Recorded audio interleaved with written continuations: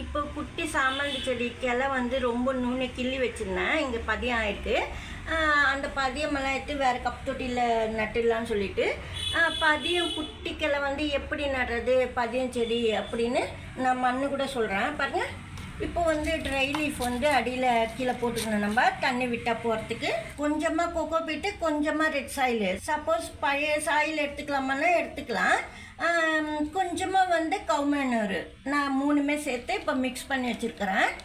நல்லா பாருங்கள், மண் வந்து நல்லா காய வச்சுட்டு இப்போ நம்ம இது போல் நடுறோம். நீங்கள் ஈர மண்ணில் நடும்போது திருப்பி நட்டதுக்கப்புறமா தண்ணி விடக்கூடாது. சப்போஸ் ஈர மண் தான் இருந்ததுன்னா.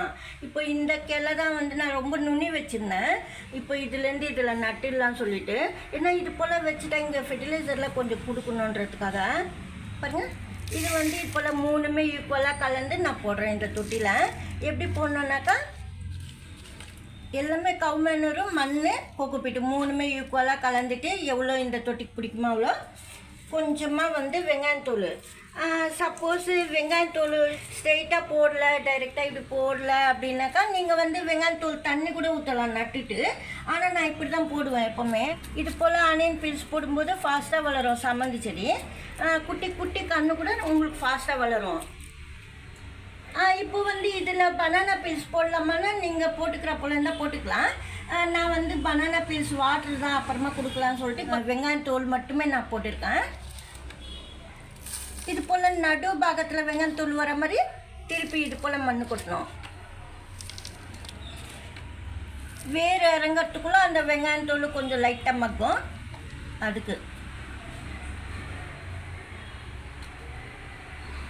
இது ரொம்ப நாள் ஆகுது. இல்லை சந்தன கலரான்னு நினைக்கிறேன், இல்லை மெரூன் இருக்கும், டார்க் மெரூனு, இல்லைன்னா பர்பிள். 3த்துலேயும் எந்த செடி வைக்கிறதுனே தெரியல. அப்பப்போ நான் வந்து எடுத்து வைப்பேன். நம்ம பூ வந்தால் தான் தெரியும். பாருங்கள், வேர் பாருங்கள் நிறைய இருக்குது, வேர் வந்திருக்கு.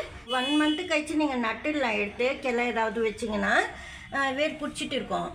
இப்போ நம்ம வந்து ஏற்கனவே இப்போது தண்ணி ஊற்றி வைக்கலாம். முன்னாடியே ரொம்ப காஞ்ச மண் அது. இப்போ வந்து இது போல் வந்து தண்ணி ஊற்றிட்டோம்.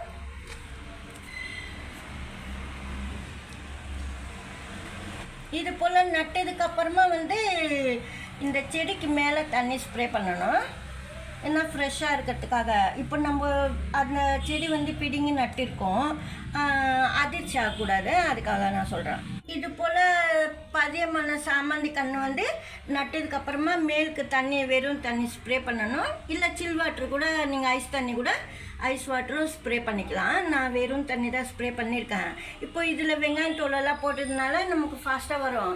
ஆனியன் பீல்ஸ் வந்து நடு பாகத்தில் தான் நம்ம சாயில்குள்ளே போட்டிருக்கோம். இப்போ மேல் பாகத்தில் வெறும் சாயில் தான் இருக்குது. நீங்கள் ரைஸ் வாட்டர் கொடுக்கலாம். ரூட்டு கூட அதிகமாக வரும். ரைஸ் வாட்டர் கொடுத்தீங்கன்னா புளிச்ச ரைஸ் வாட்டர் கொடுக்கணும், ஃபர்மெண்ட் ஆனது. அதில் மோர் கூட கலந்துக்கலாம் நீங்கள். பாருங்கள், இப்போ நம்ம இது போல் நட்டுட்டோம். இந்த குட்டி கன்று கூட பாருங்கள், 3 கன்று நட்டிருக்கிறேன் நான். இதில் ஒன்று சின்னது, இது வேறு 3 கலர் கொஞ்சம் பெருசாக இருக்குது கன்று. இன்னும் வேர் வரல, கட்டிங்ஸ் தான் அது. இது போல் நட்டுட்டு நீங்கள் நிழலில் தான் வைக்கணும்.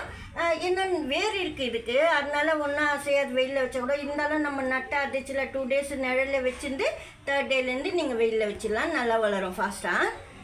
இந்த வீடியோவில் தான் பிடிச்சிருந்தா லைக் பண்ணுங்கள். தேங்க்ஸ் ஃபார் வாட்சிங்.